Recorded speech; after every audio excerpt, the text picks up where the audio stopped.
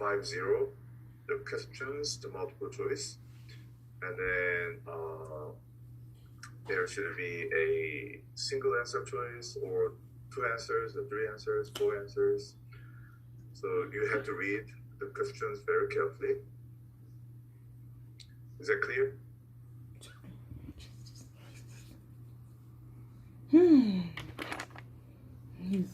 Okay, right. So let's talk a little bit about the Porphyria. Porphyria is the really kind of recent topics we discussed. So in the Porphyria, you needed to know definitely what is the cause of that specific Porphyria, right?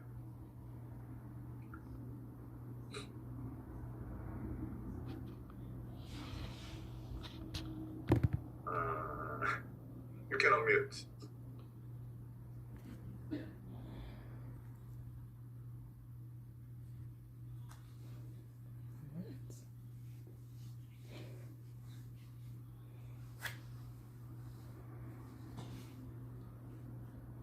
I'm not really checking the chat box a lot, so please unmute and say something. So for the Porphyria, you need to know which enzymes being defective, then what kind of the Porphyrias can come out.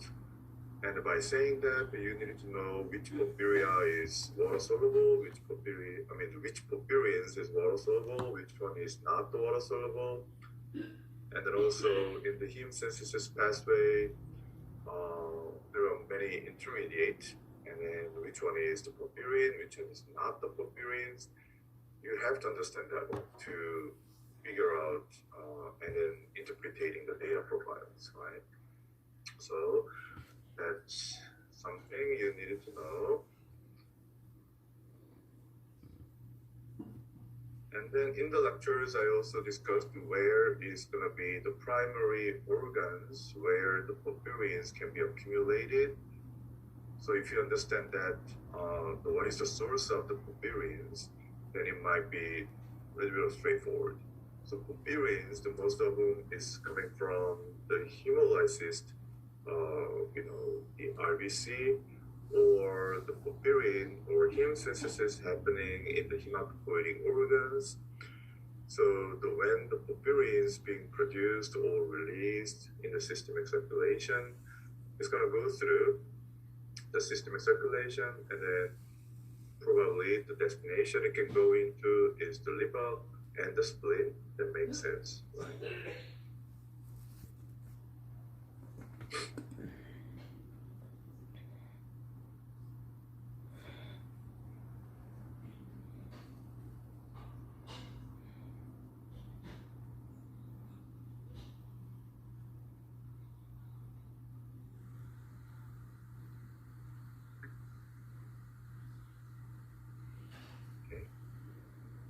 And then the switch gear, so that's the porphyrins, and then moving on to the TDM, the therapeutic drug monitoring. Probably the one thing really emphasized is the kinetics, the pharmacokinetic, the odor, ADME, right? So how that the drugs get into the bodies and how it's going to be processed in the body. The odor of that, the pharmacokinetic is indeed very important.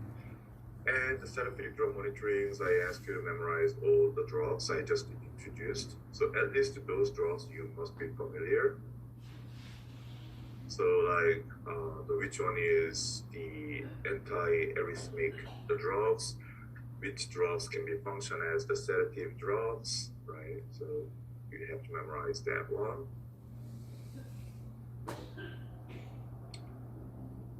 And also, I think the reviewing the test materials like this is also another opportunity I can give you some the informations I didn't deliver in the classrooms.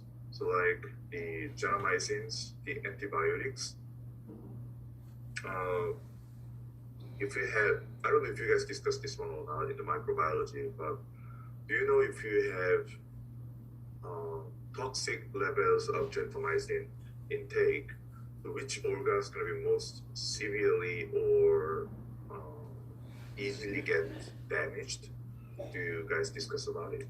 Gentamicins or aminoglycoside? We did not. Okay. So obviously the generations and the class of the aminoglycoside antibiotics, it can do influence the microbiology, the microbes, right? But in the meantime, the gentamicins and microbes at the end is gonna be, removed from your body through the renal filtrations. And then if you get, toxic levels of the antibodies, many of the toxic effect of those gentamicin is associated with the renal conditions. So the kidney is really the organs that are more prone to the gentamicin toxicity. So probably I didn't mention it in the class, but it can be related to the renal sections and the therapeutic drug monitoring. So I wanted to kind of introduce that one. Can you guys get it? So do you guys discuss about the multiple myeloma?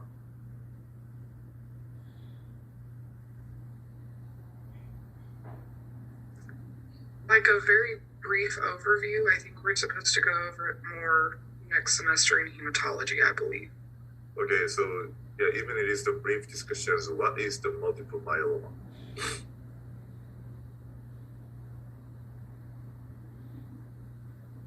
So the multiple myeloma, MA, that means this is the cancer, right? And the multiple myeloma is basically the white blood cell cancer, the more specifically. So in the white blood cell, the leukocyte, which leukocyte making the antibody?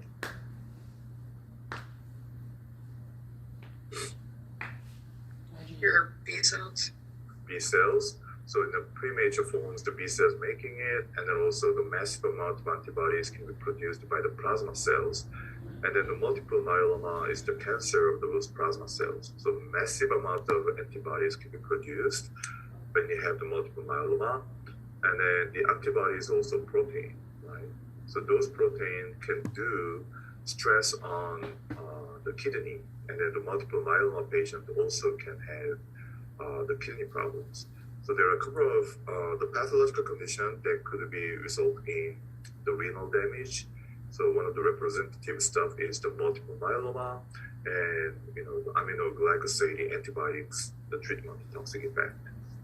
So I just want to mention that one. And then also you need to know in that the TDM, the therapeutic drug monitoring, so what is that means, the peak values or trough the values.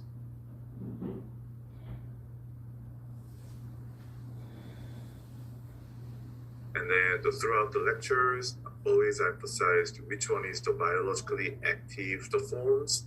Even in the TDMs, I said once we take the medicine through the oral, and it's going to be almost easily, the readily can be equivalent in the two forms, the protein bound and the free forms, and which forms can, pass beyond the vascular barrier, right? So we discussed that one, and when I said that, I also said the free forms of the drugs, that's the only forms of the drugs that can action in your systems, right?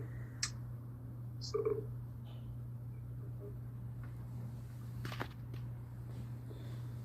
And then so in the TDM sections, there are a lot of the questions related to the drugs, so you need to know.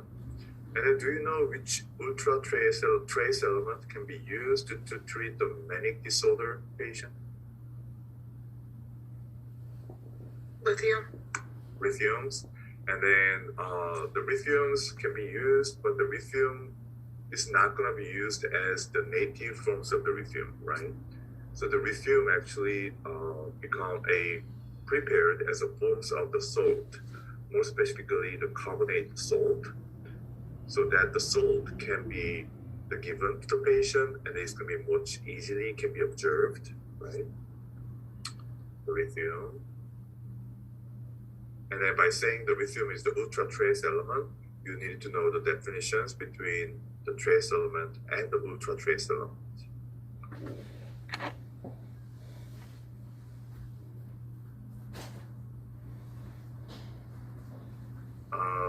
probably you didn't study yet, but in the lectures I introduced, do you know which drugs can cause more effect on both the lung and the heart?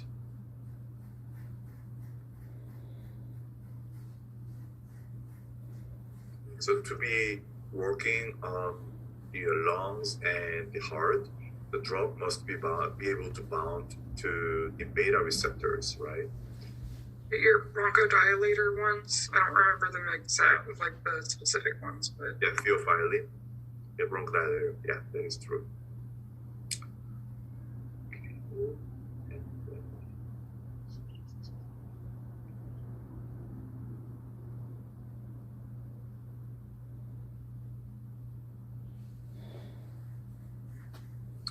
And then also in the hymns, the hemoglobin sections, I introduce a lot about the hymns and hemoglobins and the methemoglobin, carboxyhemoglobins, sulfahemoglobins. You need to know the difference of those guys. But in general, the most of those, the methemoglobin, carboxyhemoglobin, sulfahemoglobin is associated with the hypoxia or anoxic or the low oxygen stress to the tissue.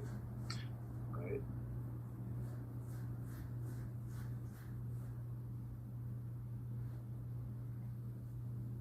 And then probably this is more relevant to the